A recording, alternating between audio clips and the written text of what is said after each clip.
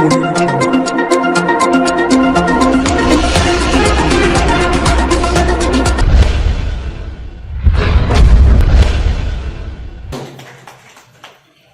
చొప్పదండి నియోజకవర్గంలో నేను సర్పంచ్లకు చెప్తున్నా, ఎంపీటీసీలకు చెప్తున్నా, మీరు ప్రభుత్వం నుంచి ఇచ్చే మీ ఏ అభివృద్ధి కార్యక్రమమైనా మీరు ఎవ్వరికి కమిషన్లు ఇవ్వాల్సిన అవసరం లేదు. ఇప్పటి నుంచి ఎవ్వరు కూడా కలెక్షన్లు చేసే పరిస్థితి మీ దగ్గరికి రాదు.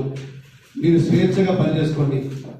అంతిమంగా ఎవరికి రానటువంటి అవకాశం ప్రజాప్రతినిధిగా మీకు వచ్చింది, నాకు వచ్చింది. మన పార్టీలు ఏవైనా కావచ్చు, మన ఐడియాలజీ ఏదైనా కావచ్చు, మనం అంతిమంగా మన లక్ష్యం ఒకటే, ప్రజలకు సేవ చేయడం. ఇది చాలా కొద్ది మందిలో ఒక్కరికి లభించే అవకాశం. ఈ అవకాశాన్ని ప్రతి ఒక్కరు మంచిగా వాడుకొని, ఆయా సర్పంచ్లు అయితే గ్రామాలలో, ఎంపీటీసీలు అయితే వారి పరిధిలో, శాసనసభ్యుడిగా మీ అందరికీ కూడా నేను ఒక సోదరుడిలాగా మీకు ఏ ప్రాబ్లం ఉన్నా మీకు ఎల్లప్పటికీ అందుబాటులో ఉంటా. మీరు చెప్పే ప్రతి సమస్య కూడా నేను ఖచ్చితంగా నా చేతనంత వరకు నా చేతులు ఉంటే నేను, లేదంటే ప్రభుత్వంతో ఒక ఐఐటి ప్రభుత్వం దృష్టికి తీసుకెళ్ళి ప్రతి పనిని కూడా నేను చేస్తానని చెప్తున్నా. ఎంపీడీఓ గారు, ఇప్పుడు 10th క్లాస్ ఎగ్జామ్ జరగబోతున్నాయి తొందరలోనే.